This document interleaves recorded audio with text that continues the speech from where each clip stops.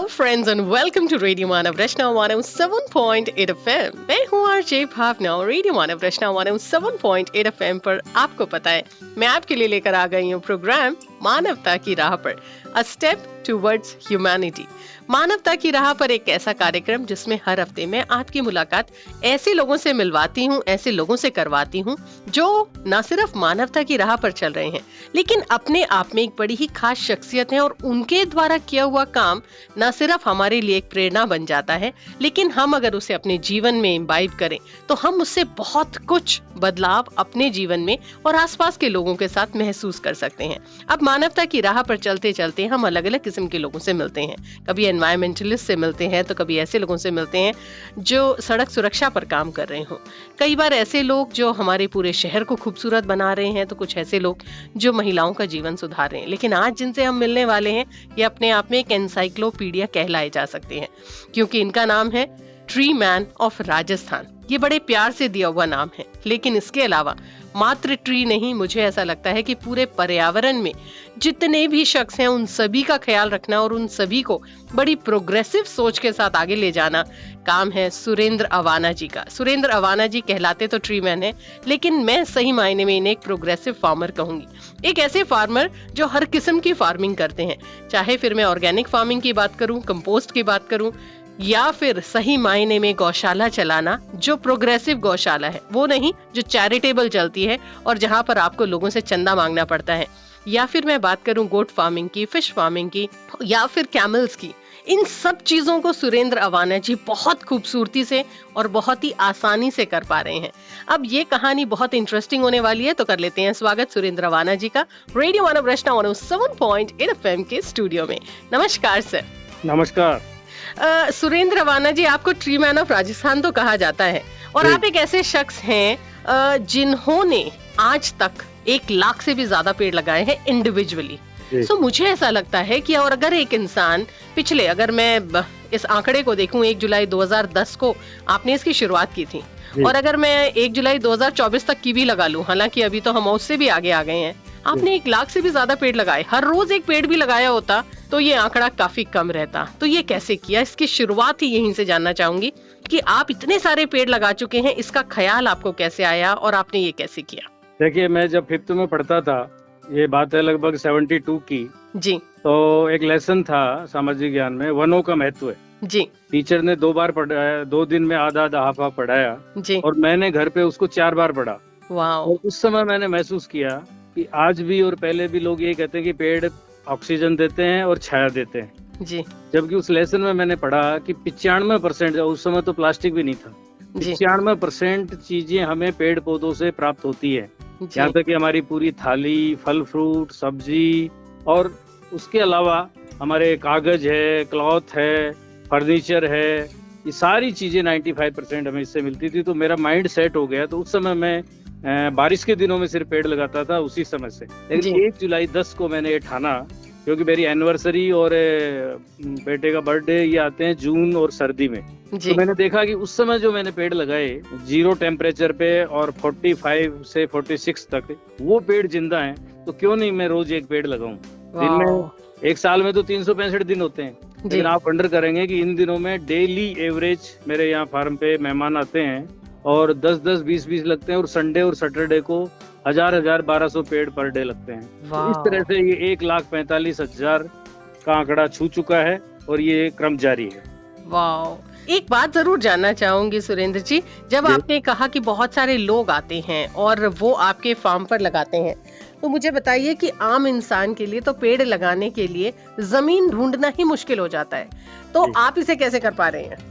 देखिए, एक तो मेरे पास खुद के पास 55 एकड़ लैंड है जी, और उसपे सिर्फ सारा पशुधन है मेरे पास जी, पिगरी को छोड़ के जी। तो उसके लिए एक तो बहुवर्षीय चारा, जो भारत सरकार ने 2 बार मेरे को अवार्ड दी है, बहुवर्षीय चारा में 24 वैरायटी है। तो एक तो चारा का चारा हो जाता है और वो पेड़ लग जाते हैं। वाह। और नंबर 2, फलों के जो राजस्थान में बगीचे नहीं है वो मेरे यहाँ हैं। 45 वैरायटी के फलों के, फ्रूट्स के बगीचे हैं। 25 पेड़ से लेके और 14,000 तक पेड़ हैं। जैसे मोरिंगा के 14,000 पेड़ हैं जी, नीम के 7,000 पेड़ हैं जी, ये चारे में भी आते हैं और औषधीय में भी आते हैं। आंवला काफी है, और जी। उसके अलावा आम, अमरूद, अनार, ये जो फ्रूट्स हैं, ये सब के सब 100 से और 2000 तक पेड़ हैं। वाह। तो इस तरह से एक तो मेरे फार्म पे ये पेड़ भी लग जाते हैं और मेरी जमीन है। उसके अलावा आसपास जो गवर्नमेंट स्कूल है, मेरे जी। यहाँ एक गैर मुमकिन नदी नाला है, नदी है बड़ी, जी। उसके अंदर भी 100 पेड़ों के मैंने 4-5 पॉकेट्स में जंगल बनाए हैं। एक शमशान घाट है, वहां पे लगाए हैं। तो जी। कुल मिला के 50% मेरी पर्सनल लैंड में है और 50% सार्वजनिक गैर मुमकिन नदी नाला है, शमशान घाट है, गवर्नमेंट स्कूल है और अन्य मैदान है। जी। तो इस तरह से दोस्तों, इस जवाब से आपको शायद वो सवाल का जवाब मिल गया जो मैंने सुरेंद्र अवाना जी से पूछा था। अमूमन जो हम शहरों में लोग रहते हैं, हम यही सोचते हैं कि ठीक है, पेड़ लगाना बहुत अच्छी बात है और पर्यावरण को बचाना बहुत जरूरी है और हम सबको इसकी महत्वता पता है। लेकिन हम एक चीज भूल जाते हैं, हम हमेशा ये सोचते हैं ये काम या तो सरकार का है या उन एनवायरमेंटलिस्ट का है जो इसके लिए काफी ज्यादा सजग है। बट हम ये भूल जाते हैं कि काम हमारा भी है, क्योंकि ऑक्सीजन सिर्फ सरकार नहीं लेती है, ऑक्सीजन हम भी लेते हैं। इन पेड़ों से आने वाले फल फ्रूट्स, उस पर हम भी निर्भर करते हैं। और कहीं ना कहीं इस चीज को भूलकर हम सिर्फ एक कमर्शियल दौड़ में भागने लगे हैं। तो जरूरी है एक बार पलट कर देखें कि इन पेड़ों के साथ हमारा जीवन कितना समृद्ध है। इनके पास पशुपालन का एक बहुत बड़ा गौशाला भी है। अब इसकी शुरुआत कैसे हुई और कैसे ख्याल आया इनको कि मुझे पशुपालन में भी जाना चाहिए, चलिए जानते हैं सुरेंद्र जी से। देखिए, मुख्य रूप से मैं गाय के बाद में बताऊंगा। मुख्य रूप से 7 जय पे काम कर रहा हूँ। जल, जमीन, जंगल, जीव जंतु, जानवर और जलवायु जी। तो जल के ऊपर आप देखेंगे, मेरी जो जमीन है और मेरे आसपास जो मेरी पंचायत है, उसमें जमीन में पानी नहीं है बिल्कुल भी। जी। और आप वंडर करेंगे, मैंने 2 पाउंड में सब्सिडी सरकार से लिए, 4 पाउंड मेरे पैसे से बनाए हैं।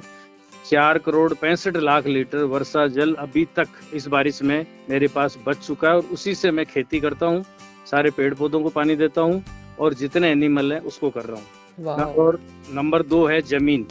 ये जो जिस जमीन पे मैं काम कर रहा हूँ वो एग्रीकल्चर की भाषा में बिल्कुल बंजर भूमि थी। ऐसी मैंने जमीन चुनी जो बंजर भूमि थी, आदि में टीले और आदि में बजरी जो नाला बह के आता है वो।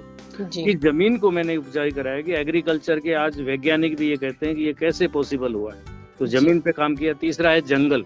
100 पेड़ों के मैंने छोटे छोटे पर्सनल मेरी लैंड में और गैर मुमकिन नदी नाले में मैंने छोटे छोटे जंगल बनाए हैं 101 पेड़ों के।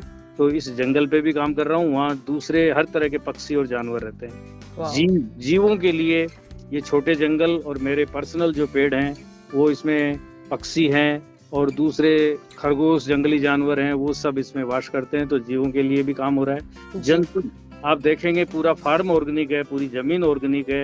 यहाँ पे केंचुए 10-15 तरह के जमीन में हमेशा आपको मिलेंगे। बारिश के दिनों में तो ऊपर ही मिल जाते हैं, जो ऑर्गेनिक हमारे मित्र हैं। उसके अलावा भंवरे, मधुमक्खी और तितली जो केमिकल की फार्मिंग करते हैं, वहाँ ये चीजें नहीं मिलेंगी। ये जंतु भी यहाँ पे आवास करते हैं। नेक्स्ट है जानवर। जानवर में देखिए, मैंने कहा पिगरी के अलावा मेरे पास 17 ऊंट हैं, 350 गाय हैं, 5000 मछली पल रही हैं, बतख हैं, मधुमक्खी हैं, ऊंट के अलावा घोड़ियां हैं, तो भेड़ हैं, बकरी हैं। तो ये सब जानवर पल रहे हैं, सब ऑर्गेनिक खा रहे हैं और इनकी नस्ल सुधार पे मुख्य रूप से काम हो रहा है जी। उसके अलावा जलवायु आप देख रहे हैं, इस बार तो पूरे हिंदुस्तान में ही गर्मी का टेम्परेचर जहाँ जो उनका मैक्सिमम था उससे भी 5% ज्यादा गया जी। तो उसके ऊपर ये 7 जय पे काम करने पे, जलवायु पे ऑटोमेटिक है। आप देखिए मेरे यहाँ जो रोड पे टेम्परेचर 45 रहता है, उस समय मेरे फार्म पे 35 टेम्परेचर 10 डाउन रहता है। ये मशीन कह रही है, मैं नहीं कह रहा। तो इस तरह से और ये 7 जय के ऊपर काम कर रहा हूँ जो जलवायु परिवर्तन वाला है उसके ऊपर। और यहाँ जो भी लोग आते हैं, बच्चे आते हैं स्कूल के, यूनिवर्सिटी के और किसान लोग ट्रेनिंग के लिए दूर से आते हैं, उनको सबको मैं ये 7 जय के ऊपर काम करना बता रहा हूँ। और फिर आपका क्वेश्चन था गायों के ऊपर। गायों की नस्ल सुधार पे काम हो रहा है और प्रधानमंत्री जी और मुख्यमंत्री जी मेरी बात मान लें तो मैं कह रहा हूँ 7 साल में कोई बछड़ा और गाय सड़क पे नहीं मिलेगी। और आने वाले 10 साल, उसके बाद 5 साल और मैं कह रहा हूँ आपके रेडियो के माध्यम से कि ये जो गौशालाएं हैं वो भी 10 साल बाद में स्वतः ही धीरे धीरे खत्म हो जाएंगी। लेकिन इसके ऊपर जो प्रधानमंत्री जी ने 18 में सेक्स ऑर्डर्ड सेमेन की परमिशन दी थी, इसके ऊपर मुख्यमंत्री और प्रधानमंत्री जी को काम करना पड़ेगा, मॉनिटरिंग करनी पड़ेगी इस पे मैं काम कर रहा हूँ और इस पे मेरे यहाँ रिजल्ट आ रहे हैं। आप वंडर करेंगे, 10 लीटर वाली दूध की वाली गाय है, उसकी बछिया के 14 लीटर दूध हो रहा है, नेक्स्ट में 20 तक जाएगी वो 3rd जनरेशन में। उसके अलावा नस्ल सुधर रही है। और आप देखिए दूसरे किसान के 10 गाय बहेंगी, 5 बछड़ी, मेरे यहाँ 10 की 10 बछड़ी है। मैं चाहूंगा तो ही बछड़ा होगा, अदरवाइज बछड़ियां होती हैं। सॉर्टेड सीमन से ये फायदा है। तो किसान की इनकम 4 से 8-10 गुना तक इनकम बढ़ेगी। तो इसलिए, और भारत सरकार का एक गोपाल रत्न अवार्ड है जो नस्ल सुधार पे काम करता है, वो 21 में मैंने राजस्थान को पहली बार दिलाया, जिसमें 5 लाख रुपए और स्मृति चिन्ह ये मिला। 3 मंत्रियों ने मुझे ये अवार्ड दिया और राजस्थान को पहली बार दिलाया। और हमारे राजस्थान की जीके के अंदर ये क्वेश्चन भी है कि राजस्थान को पहला गोपाल रत्न अवार्ड किसने दिलाया। उसमें सुरेंद्र रवाना के नाम पे टिक करोगे तो आपको मार्क्स मिलेंगे। इस तरह से गाय की नस्ल सुधार पे मैं काम कर रहा हूँ। सो दोस्तों, गिर गायें जो होती है ना, मैं आपको बता देती हूँ कि ये जो नस्ल है, ये गाय की नस्ल जो है ओरिजिनली आपको गुजरात में मिलेगी।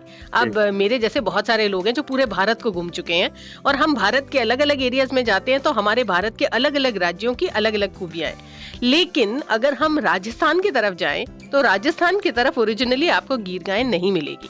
और ये जो गाय है, खूबसूरती ये होती है कि इसका न सिर्फ दूध बहुत अच्छा होता है, लेकिन इससे उत्पन्न होने वाला घी आपकी सेहत के लिए बहुत अच्छा होता है और इसके गोबर से निर्मित जो चीजें होती हैं वो बहुत अच्छी होती हैं। लेकिन परेशानी ये है कि जयपुर या राजस्थान के राज्य के लोगों का ये मानना है कि ये गाय उस टेम्परेचर में या उस माहौल में वहां पर रह नहीं सकती है। लेकिन किसी ने इसे बिल्कुल पॉसिबल करा है और ये काम है सुरेंद्र अवाना जी का। सो अगर ये पॉसिबल कर सकते हैं, नस्ल को वहीं अपने ही राजस्थान में डेवलप कर सकते हैं और उन्हें बड़े अच्छे से, आज के समय में इतनी सारी गायों के अगर ये पालन कर पा रहे हैं, सो डेफिनेटली आप ये मान सकते हैं कि जिन गौमाता के ऊपर इतनी सारी गौशालाएं खुली हुई हैं और उसके लिए आप ढेरों डोनेशंस भी दे रहे हैं, मुझे ऐसा लगता है कि अगर हम सही मायने में सही टेक्निक से काम करें तो ये पॉसिबल होगा कि जिस प्रकार सुरेंद्र रवाना जी ने कहा कि हमें सड़कों पर और किसी गौशाला में गाय नहीं मिलेगी, लेकिन हर जगह हमें गायें जो है वो ग्वालों के पास मिलेंगी और वहां से न सिर्फ उनकी आमदनी होगी लेकिन उनकी जिंदगी या वैल्यू जो है वो भी बढ़ जाएगी। आजकल के जमाने में गाय जब दूध देना बंद कर देती है तो उसकी जिंदगी की वैल्यू है वो काफी हद तक कम हो जाती है। लेकिन अगर ये पॉसिबल हुआ और इस टेक्निक को अपनाया गया तो डेफिनेटली उनके जीवन की जो वैल्यू है वो बढ़ेगी और उनका जीवन भी और खुशनुमा होगा। क्योंकि कई बार इंसान में ना एक क्वालिटी हो सकती है, लेकिन ये तो एक ऐसे शख्स हैं जिनमें अलग अलग क्वालिटीज हैं। सुरेंद्र रवाना G tree man of Rajasthan जरूर कहलाते हैं, लेकिन ये राजस्थान का सही मायने में गौरव है, क्योंकि राजस्थान की हिस्ट्री में गोपाल रत्न अवार्ड 2021 में सबसे पहली बार सुरेंद्र रवाना जी ने दिलवाया। इसी के साथ साथ इन्हें बहुत खूबसूरत अवार्ड से नवाजा जा चुका है और जिस प्रकार ये खुद कहते हैं कि ये 7 जय पे काम कर रहे हैं, जहां पर कि वो जंगलों का बनाने की कोशिश कर रहे हैं एक ऐसी जगह में जिसे हम बिल्कुल बंजर राज्य कहते हैं। उसी के साथ साथ जल का संरक्षण हो रहा है राजस्थान में। तो चलिए भैया, अब जल की बात करते हैं, वो बहुत जरूरी है। वाटर कंजर्वेशन आज के समय में सबसे जरूरी चीज, और राजस्थान जैसी जगह में अगर वाटर कंजर्व किया जा रहा है तो डेफिनेटली बहुत इंपॉर्टेंट है। सुरेंद्र जी, कैसे कर पा रहे हैं आप ये वाटर कंजर्वेशन? देखिए, मेरे आसपास के किसान आते हैं, वो कह रहे हैं साहब जमीन में पानी बीत को क्या खेती करा।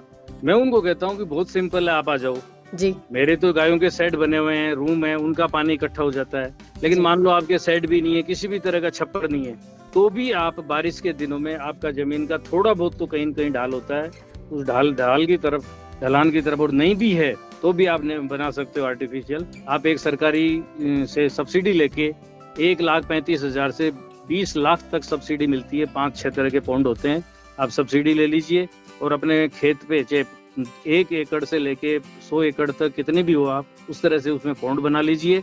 और अगर ढलान है और बालू रेत है तो आप बारिश के दिनों में मल्चिंग करके, फ्रूट्स के पेड़ लगा के बीच में मल्चिंग करके भी आप पौंड को भर सकते हो। आपके कच्चा पक्का जो भी कंस्ट्रक्शन है उसका सारा पानी डाल सकते हो।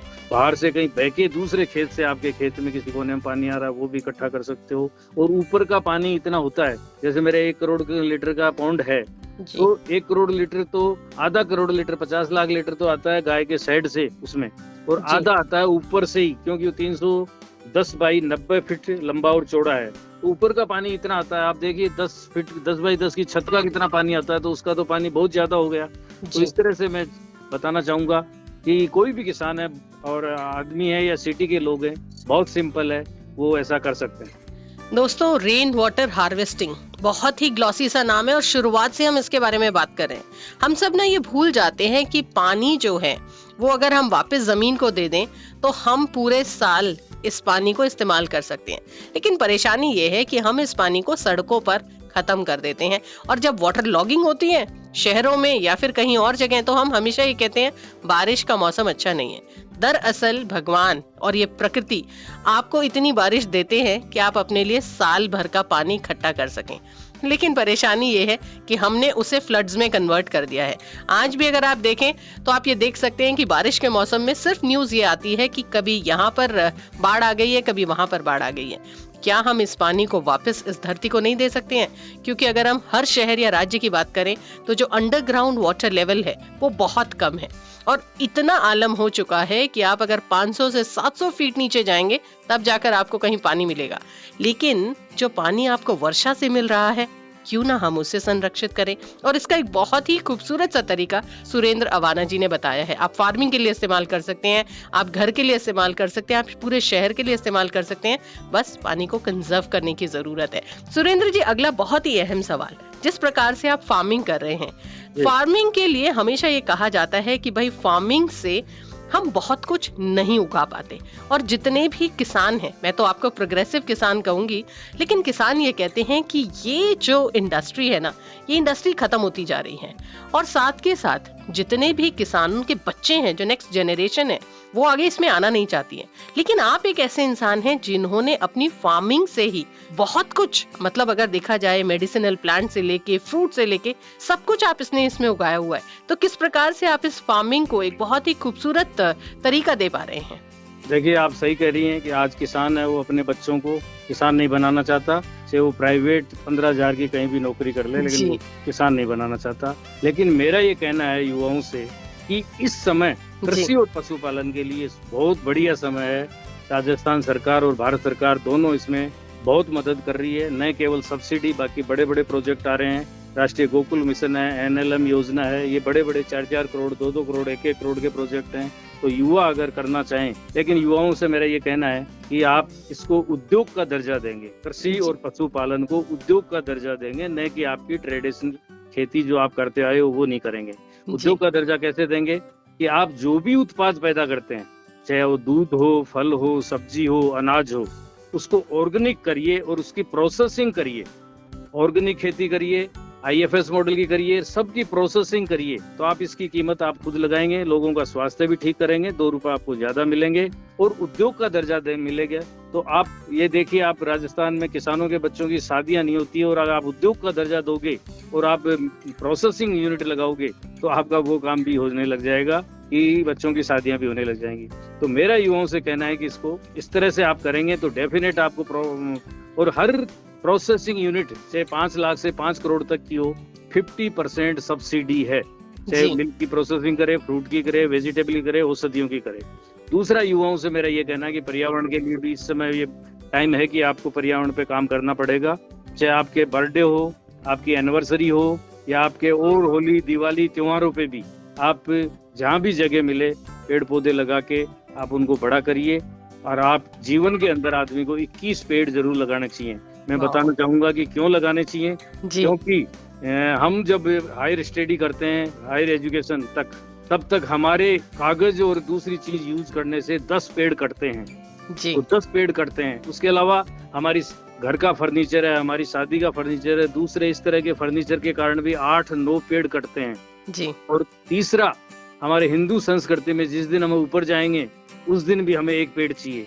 तो 10 पेड़, 9 पेड़ और 1 पेड़, 20 पेड़ हो गए। एक इस पर्यावरण को बचाने के लिए, पृथ्वी और हमारे इसको बचाने के लिए 21वां पेड़ लगाइए। तो मेरा कहना है कि हर आदमी को अपने पूरे जीवन में 21 पेड़ जरूर लगाना चाहिए। ये मेरा युवाओं से कृषि, पशुपालन और पर्यावरण के लिए काम करने का कहना है। सुरेंद्र जी, अगर मैं बात करूं ट्री मैन होने की, इतने सारे पेड़ आप लगा चुके हैं, लेकिन इसके साथ साथ आप बहुत सारे लोगों को सही मायने में फार्मिंग करना सिखा रहे हैं। एक तरफ हम बात कर चुके हैं कि आपने किस प्रकार से गिर गौशाला के साथ एक नई नस्ल को वहां डेवलप किया है जहां एक्चुअली ये नस्ल होती नहीं है। और इसी के साथ साथ अगर मैं बात करूं गोट फार्मिंग की या बकरी की या फिश फार्मिंग की, तो इसका ख्याल और इसका आइडिया आपको कैसे आया?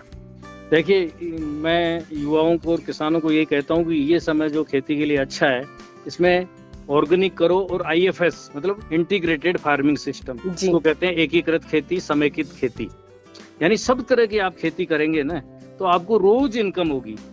जैसे पशुपालन करेंगे, दूध से इनकम होगी, मछली पालन करेंगे, मछली से होगी, पोल्ट्री करेंगे तो अंडों से इनकम होगी, सब्जी करेंगे, सब्जी से होगी, फ्रूट से होगी, वैल्यू एडिशन करेंगे, इनके जूस से होगी। तो ये समय बहुत अच्छा है और मैंने एक एक पे काम किया है जी। और इसीलिए कि इससे मेरी इनकम स्टार्ट हो गई, अब इससे करूंगा। अब मान लो मैं 10 चीजों पे काम कर रहा हूँ, मान लो 2 में घाटा है, 3 में घाटा है, या 2 बराबर चल रही है, फिर भी मुझे किसी न किसी से एक तरह से मान लीजिए ये उद्योग का दर्जा दे रखा है, तो ये मेरी 10 इंडस्ट्री है, 2 इंडस्ट्री बराबर में चल रही है, 2 घाटे में है, तो मैं 6 में प्रॉफिट में हूँ। तो इस तरह से मेरे ख्याल आया कि मैं ये भी करूँ, इसके साथ ये भी करूँ, जिससे मुझे रोज इनकम भी होगी और एक दूसरे के पूरक है। मैं खेती करूंगा, सब्जी लगाऊंगा, तो मुझे खाद चाहिए, मैं बाजार से क्यों लाऊंगा? सारा पशुधन मेरे पास है, उसकी मैं खाद बनाता हूँ। उसके अलावा पानी की डिमांड कम होगी, जैविक खेती करेंगे, हमारी धरती माँ भी स्वस्थ रहेगी। तो ये इसलिए ख्याल आया कि एक दूसरे की पूरक है। आईएफएस मॉडल करने से रोज इनकम होती है और वेस्ट कुछ भी नहीं होता है, सब कुछ यूज आता है। दोस्तों, ये सुनकर ही मुझे बहुत अच्छा लग रहा है और इनफैक्ट वो सभी किसान के बच्चे जो कि कहना चाहिए नेक्स्ट जनरेशन फार्मर्स हो सकते हैं, वो व्हाइट कॉलर जॉब्स ढूंढ रहे हैं। और ऑनेस्टली बताऊं तो सुरेंद्र रवाना जी ने बिल्कुल ठीक कहा, आपकी स्टार्टिंग सैलरी किसी भी व्हाइट कॉलर जॉब में 15 से 20 या 25 हजार हो सकती है, लेकिन क्या आप ये सोच भी सकते हैं कि आप एक दिन में 2.5 से 3 लाख रुपए कमा सकते हैं अगर आप किसी भी फार्मिंग में जा रहे हैं, आप किसी भी प्रकार के इंडस्ट्री में जा रहे हैं, क्योंकि आप उसके ओनर हैं। लेकिन ये जो फ्यूचरिस्टिक अप्रोच है, ये आज के ना तो युवाओं में है और ना ही इस इंडस्ट्री यानी फार्मिंग इंडस्ट्री में है। और शायद ये सबसे बड़ा चैलेंज है जिसके कारण आज भी हम इस इंडस्ट्री को अंडररेट कर रहे हैं। लेकिन एक चीज अगर हम हमेशा याद रखें, हमारा जो अस्तित्व है, हमारा जो जीवन है, वो कहीं ना कहीं पेड़ों पर और एग्रीकल्चर पर डिपेंड करता है, क्योंकि अगर हम खाएंगे नहीं तो हम जीवित कैसे रहेंगे। और जो हमें ये दे रहा है वो इंडस्ट्री तो सबसे समृद्ध होनी चाहिए। सो क्या कहना है आपका, मुझे जरूर बताइएगा। 8010781078 क्या हम इसे भी रेप्लिकेट कर सकते हैं और एक अच्छे तरीके से सही टेक्नोलॉजी का इस्तेमाल करते हुए ना सिर्फ अपने पर्यावरण और प्रकृति को वापस दें, लेकिन साथ के साथ इस समाज को भी कुछ वापस दें। ये एक ऐसे इंसान है जिसके पास हर प्रॉब्लम का सोल्यूशन है और सही मायने में देखा जाए तो जितनी सारी चीजों पर ये काम कर रहे हैं, उतनी सारी चीजों पर एक इंसान का काम करना बड़ा इम्पॉसिबल है। लेकिन इनकी जो पूरे के पूरे जीवन की कहानी है वो इतनी आसान तो नहीं रही होगी। तो चलिए बात करते हैं चैलेंजेस की। अब तक हमें ये कहानी बहुत ही ग्लॉसी और बहुत ही ग्लैमरस लग रही है, यानी हमें ऐसा लग रहा है कि ये तो बहुत आसान है और करना क्या वाकई बहुत मुश्किल है। जानते हैं सुरेंद्र जी से। तो सुरेंद्र जी, मुझे बताइए, जिस प्रकार से आप गीर गायों का पालन कर रहे हैं, गीर गाय का, इसी के साथ साथ आपने बहुत सारे पेड़ लगाए, सुनने में ना ये कहानी बहुत ही इंटरेस्टिंग और अच्छी लग रही है, लेकिन पॉसिबली प्रैक्टिकली कितना पॉसिबल है, किस प्रकार के चैलेंजेस आपको फेस करने पड़े? देखिए, चैलेंज तो किसान के लिए तो चैलेंज ही चैलेंज है, पर्यावरण पे काम करोगे तो बहुत चैलेंज है, लेकिन मैं इनको सबको खुशी खुशी से सहता हुआ एक प्रोजेक्ट शुरू किया, उसमें इनकम हुई, फिर दूसरा किया, तीसरा किया। आप देखिए, जब मैंने ये पहली बार जमीन चुनी, ये बंजर भूमि थी और पानी नहीं था। मेरे सारे घर वाले, मेरे रिश्तेदार, मेरे दोस्त सब नाराज गए, आपको खेती करनी है तो अच्छी पानी वाली उपजाऊ जमीन लो। लेकिन पता नहीं ये गायों का प्रताप था या धरती माता का, मुझे यहाँ खींच के ले आई।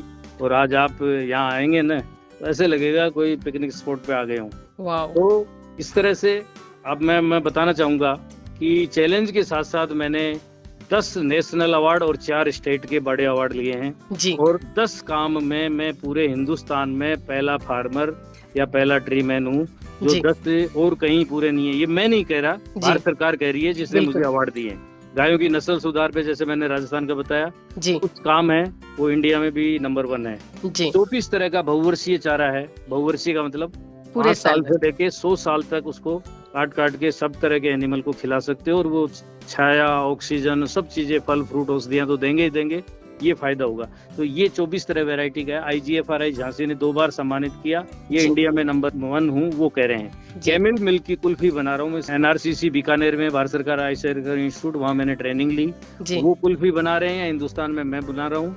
और डेली मेरी 50-60 कुल्फी सेल हो रही है कैमल मिल्क की, जो डायबिटीज और कई बीमारियों के लिए बहुत अच्छी है। इसके अलावा जैसे पानी बचाया है, वैसे तालाबों में बचाना वो एक अलग चीज है। बाकी मेरे प्रयास से 4.5 करोड़ 65 लाख जो वर्षा जल बचा है, इसमें भी मैं राजस्थान में तो नंबर हूँ, शायद इंडिया में भी होगा। पेड़ लगाने वाला भी किसान जो 1,45,000 लगाया, तो इस तरह से ऑर्गेनिक 55 एकड़ में राजस्थान में करने वाला पहला किसान हूँ। प्रोसेसिंग सब चीजों की करने वाला मैं पहला किसान हूँ। और मैं भारत सरकार के किसी को मंत्रियों को जानते नहीं, जब मैं अप्लाई करता हूँ तो अवार्ड बुला के देते हैं। आज केंद्रीय पुराने मंत्री जिन्होंने अवार्ड दिए वो मुझे जानते हैं, मैं नहीं जानता। तो चैलेंज तो देखो, चैलेंज तो आप कुछ भी करो, सरकारी जॉब में जाओगे, प्राइवेट करोगे, सब तरह के, सब जगह आप परचून की दुकान खोलोगे, रोड पे चाय की दुकान खोलोगे, तो चैलेंज तो सब जगह आएंगे जी। उन चैलेंजों को हंसते हुए स्वीकार करो और आगे बढ़ते जाओ, तो मैं समझता हूँ कि सब साथ देते हैं। तो इस तरह से मैंने स्वीकार किया और आज ये किया। और अभी तो ये देखिए आप, मैं बताना चाहूंगा सब आपके श्रोताओं को जी कि मैंने अभी 10% काम किया है। एग्रीकल्चर, पशुपालन, पर्यावरण पे अभी सारा फील्ड खाली पड़ा है। बहुत सारे इनाम पड़े हैं, सरकार की बहुत बड़ी योजनाएं हैं, वो कोई लेने को तैयार नहीं है। तो मैंने 10% काम किया, 90% सारा बाकी है। अब देखिए कितने फ्रूट है, कितनी सब्जियां, उन सब की प्रोसेसिंग करिए। दूध है, उसकी 50 चीजें बन सकती हैं, सबकी प्रोसेसिंग करिए जी। आप औषधीय पौधे लगाकर उनकी प्रोसेसिंग करिए। आयुर्वेद के लिए काम कर सकते हैं, लोगों के हेल्थ के लिए काम कर सकते हैं, ऑर्गेनिक के लिए कर सकते हैं। तो मैं कह रहा हूँ ये सारा फील्ड खाली पड़ा है और भगवान मेरे को स्वस्थ रखा 10-20 साल में, तो मैं ये जो 90% काम बता रहा हूँ आपको, ये सारा करके दिखाऊंगा। ऐसा मेरा नौजवान युवाओं से और आपके श्रोताओं से कहना है कि आप इसमें अगर भाग्य आजमाना चाहें या इसको बिजनेस के रूप में काम करना चाहिए, तो ये सारा फील्ड खाली है और सरकारें आपकी मदद कर रही हैं। बस थोड़ा सा ये कुदरत तो देखो, सर्दी कम ज्यादा तो किसान का नुकसान, बरसात कम ज्यादा तो नुकसान, गर्मी ज्यादा कम तो नुकसान है। ये चैलेंज तो है, ओले पड़ गए तो नुकसान है, लेकिन इनको हंसते हंसते आप दूसरे तरीके ऐसे अपनाइए जिसमें जैसे ओले गिरते हैं, मेरे पड़ोस के किसानों को बहुत नुकसान होता है, मेरे इतने एनिमल और कहीं नुकसान ही नहीं होता है। तो इस तरह की आप जो हाईटेक खेती है, प्रेजेंट टाइम वाली खेती, इस तरह का आप वो काम करेंगे तो मैं समझता हूँ कि 10-15% ही आपको ये मौसम की मार से नुकसान होगा। बाकी चैलेंज आएंगे, लेकिन आप करिए, भाग्य आजमाइए। बहुत सारे लोग आपको फिलहाल रेडियो मानव रचना के जरिए सुन रहे हैं। डेफिनेटली उनके अंदर थोड़ी सी मोटिवेशन आ गई है और अब वो भी ये सोच रहे होंगे कि ऐसे इनिशिएटिव्स वो भी ले सकते हैं। तो मुझे बताइए ये कैसे पॉसिबल है? देखिए, इसके लिए तो मेरे फार्म पे आना पड़ेगा। जयपुर से 50 किलोमीटर अजमेर रोड पे पंचायत बिचून है, उसमें भैराना गांव में है जी। तो कोई भी आए, मैं 10 घंटे, एक ही और बताना चाहूंगा, कोई भी किसान 10 घंटे खेत में ही रहता हूँ, काम नहीं करता। मैं 10 घंटे यहीं रहता हूँ जी। बस स्टेट गवर्नमेंट, पशुपालन विभाग, यूनिवर्सिटी या भारत सरकार बुलाती है तभी मैं छुट्टी लेता हूँ। बाकी सुबह 9 बजे से लेके शाम को 6 बजे तक यहीं उपलब्ध हूँ। कोई भी युवा किसान आना चाहे, और इन सब चीजों को मैं सरलता से प्रैक्टिकल में बताऊंगा। जो भी उनके क्वेश्चन होंगे, जो भी सीखना चाहेंगे, निःशुल्क, कोई चार्ज नहीं है और मैं सिखाऊंगा। मैं आर्ट्स का स्टूडेंट हूँ जी। और आज 5 साल का छोटा सा बच्चा भी मुझे कृषि, पशुपालन, पर्यावरण की बात सिखाना चाहे तो मैं हर्ष उससे लगन से सीखता हूँ। और मैं वैज्ञानिकों की बात मानता हूँ और सरकार जो मदद करती है वो सब मैं स्वीकार करता हूँ। वैज्ञानिकों की बात मान के ही आज मैं इतना है कि सारा जो है, पशुपालक क्या करते हैं, वैक्सीनेशन नहीं कराते और ये महामारियां, बीमारियां आती हैं, नुकसान होता है। तो वैज्ञानिकों की बात माननी पड़ेगी जी। और ऑर्गेनिक खेती करनी पड़ेगी। तो मैं जो भी, मुझे बहुत खुशी होती है कोई आकर मुझसे खेती, किसी भी तरह की खेती जो मैं कर रहा हूँ उसको सीखना चाहे, मैं सहर्ष निःशुल्क उपलब्ध हूँ उनके लिए। और ये मेरा सौभाग्य होगा कि कोई भी आपके जो दर्शक हैं, युवा है, आना चाहें, स्वागत है। सो दोस्तों, मैं हमेशा से सुनती थी और आप सभी ने भी, इनफैक्ट टीवी पर, रेडियो पर, इंटरनेट पर किसानों को, सरकार को हमेशा क्रिटिसाइज करते हुए ही सुना होगा। लेकिन ये एक ऐसे किसान है जो ये कहते हैं, भाई मेरे पास ही नहीं, सरकार के पास भी आपके लिए देने के लिए ढेर सारी सब्सिडी और बहुत सारी सलाह है, बहुत सारी एडवाइस है। और अगर उसे आप अपना लें तो आप इसे एक इंडस्ट्री का रूप दे सकते हैं और बहुत अच्छे से आप एक बहुत अच्छा जीवन यापन भी कर सकते हैं। तो जरूरत है अपनी सोच को बदलने की। और इसी के साथ साथ आपकी एक जिम्मेदारी न सिर्फ इस देश के लिए, इस पर्यावरण के लिए, लेकिन इस धरती के लिए भी है। उस जिम्मेदारी को भी निभाते रहिए। तहे दिल से धन्यवाद कहना चाहती हूँ सुरेंद्र जी, आपने आज अपना कीमती समय निकाला, हमारे सभी लिसनर्स को इतनी बेहतरीन जानकारी दी। लेकिन जाने से पहले हमारे सभी लिसनर्स के लिए क्या खास एक मैसेज या संदेश देना चाहेंगे आप? बस मैं सब युवाओं को ये कहना चाहूँगा कि कोरोना की महामारी के बाद हमने सब कुछ देखा है। अगर आप कृषि, पशुपालन और पर्यावरण के लिए काम करेंगे तो न केवल लोगों का स्वास्थ्य सुधारेंगे बल्कि अपने और अपने मिलने वाले परिवारों को सुधारेंगे। मैं जयपुर में 500 परिवारों का फैमिली फार्मर हूँ और मैं सब उनको ऑर्गेनिक और शुद्ध चीजें देता हूँ। मुझे खुशी होती है कि मेरा जो प्रोडक्ट जा रहा है कम से कम उससे किसी तरह की बीमारी नहीं होगी, वो स्वस्थ रहेगा। तो इसलिए आप खुद के लिए तो सभी जीते हैं, आप ऐसा काम करिए पर्यावरण, कृषि और पशुपालन के लिए, औरों का भी स्वास्थ्य सुधारें। आपको 2 पैसे भी मिलेंगे, इनकम भी होगी। और आज मेरे पास 100 आदमी काम कर रहे हैं डायरेक्ट इनडायरेक्ट।